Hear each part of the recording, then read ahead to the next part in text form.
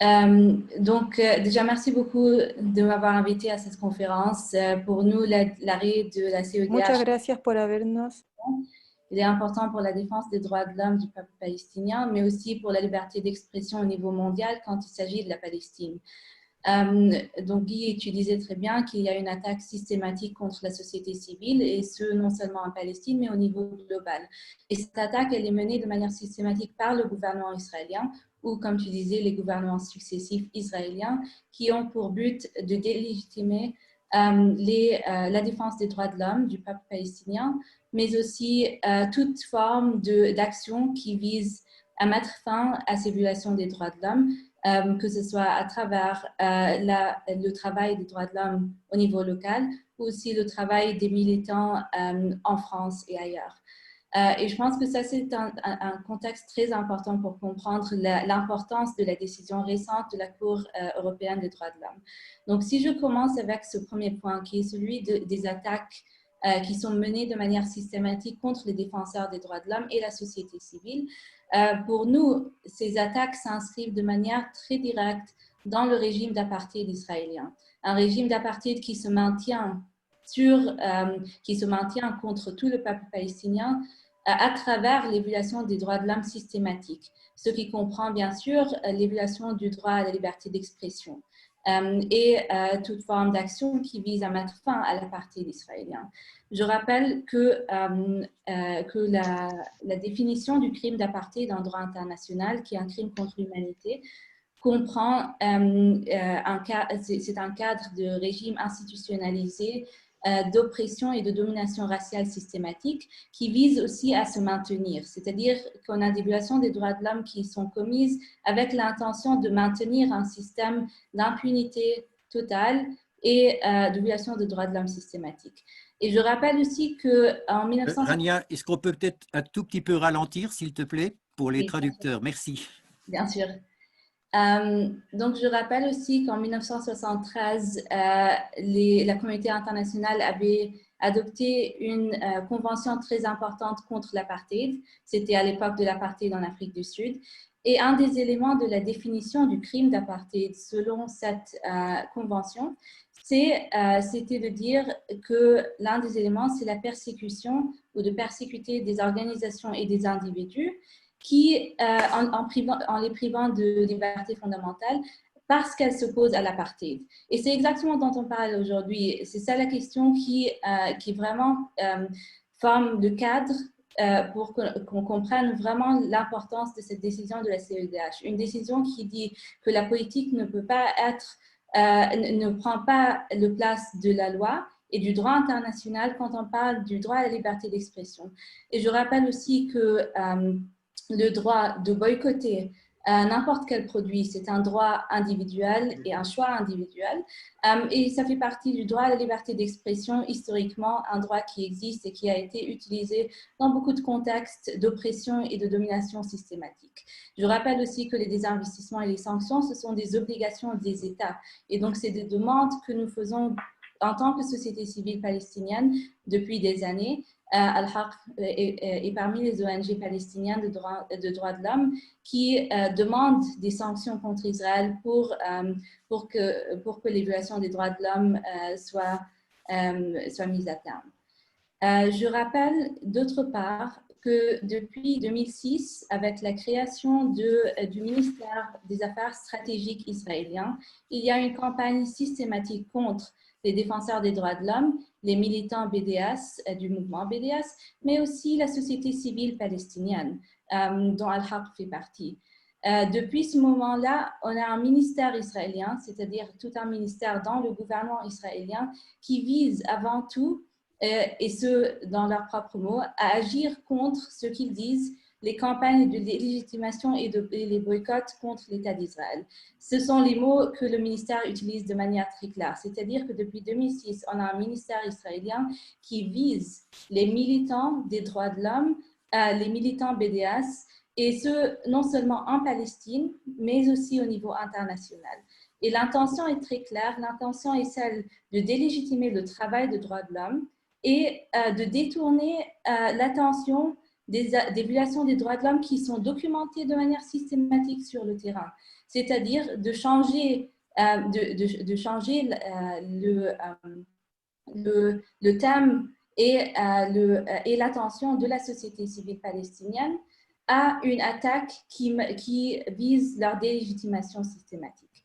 Et il faut comprendre cette attaque comme faisant partie de ce cadre d'apartheid israélien qui vise tout le peuple palestinien. C'est important parce que l'apartheid israélien se maintient à travers des violations systématiques. Cela comprend les détentions arbitraires, la torture systématique dans les prisons palestiniennes, y compris contre les défenseurs des droits de l'homme. On parle aussi d'attaques comme la diffamation contre la société civile, qui, pour Al-Haq et d'autres ONG de droits de l'homme palestiniennes, a commencé avant tout en 2015. En 2015, et ce, parce que c'était à ce moment-là que l'État de Palestine avait ratifié le statut de Rome de la Cour pénale internationale. Et c'est à ce moment-là que les Palestiniens et la société civile avaient commencé à mener ce combat à la Cour pénale pour la justice internationale en Palestine.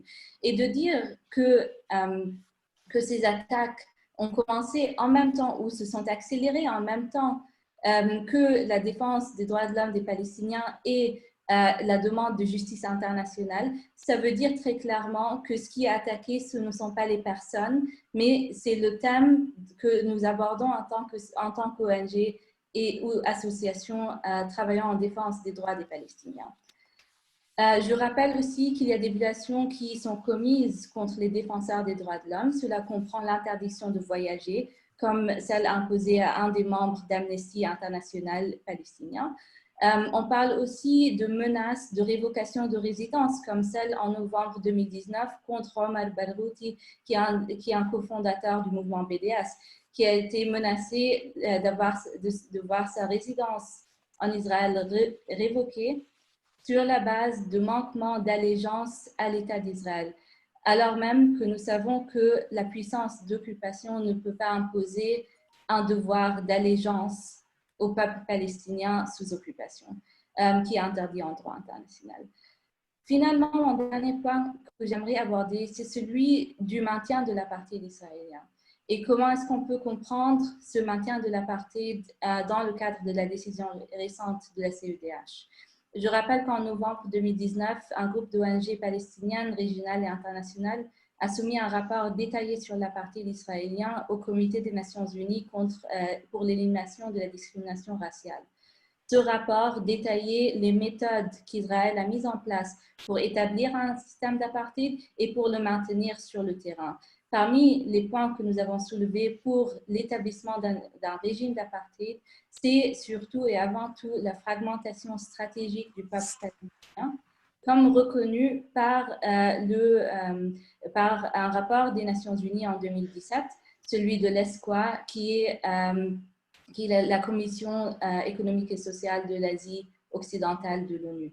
Et ce rapport détaillait que la fragmentation du peuple palestinien est un outil principal de l'apartheid. Et nous avons vu cette fragmentation s'approfondir dans les 10 dernières années. On a vu les Palestiniens qui sont interdits d'entrer même en Palestine, de retourner en Palestine. On a vu les militants BDS qui sont interdits de venir en Palestine à cause de leur opinion et de leur travail de droits de l'homme. Et nous voyons aussi de manière systématique sur le terrain l'approfondissement de cette fragmentation à travers l'annexion, et je sais que mes collègues vont en parler, le blocus de Gaza inhumain et illégal, le déni du droit au retour des réfugiés palestiniens et de toute personne palestinienne qui habitent en dehors de la Palestine.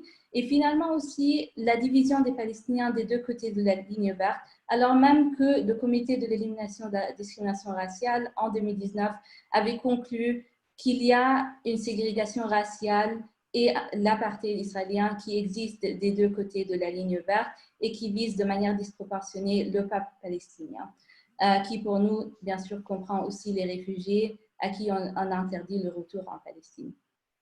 Pour conclure, j'aimerais juste dire la chose suivante, c'est que pour nous, cette décision est essentielle dans la défense des droits de l'homme des Palestiniens. Elle a une implication très importante pour les défenseurs des droits de l'homme en France, mais aussi ailleurs en Europe où nous voyons des attaques continues contre le mouvement BDS, mais aussi toute forme de liberté d'expression en faveur de la défense des droits de l'homme des Palestiniens. Et donc, c'est un message très clair pour dire que le boycott, les désinvestissements, les sanctions, c'est un droit de toute personne de pouvoir demander à ce que ces mesures soient prises pour que les droits des Palestiniens soient réalisés. Et d'autre part, il faut insister sur le fait que les désinvestissements et les sanctions, ce sont des obligations juridiques des États qui doivent être adoptées. Et c'est une position que nous maintenons à Al-Haq et dans d'autres ONG palestiniennes de la société civile. Et finalement, donc, que cela devrait donner courage à toute personne et toute association en Europe et ailleurs, même aux États-Unis, où nous voyons ces attaques qui continuent de la même manière, pour assurer que le droit à la liberté d'expression comprend la demande de boycott, de désinvestissement et de sanctions, et que ce sont des demandes légitimes et légitimes par rapport à l'apartheid israélien auquel il faut mettre fin. Merci.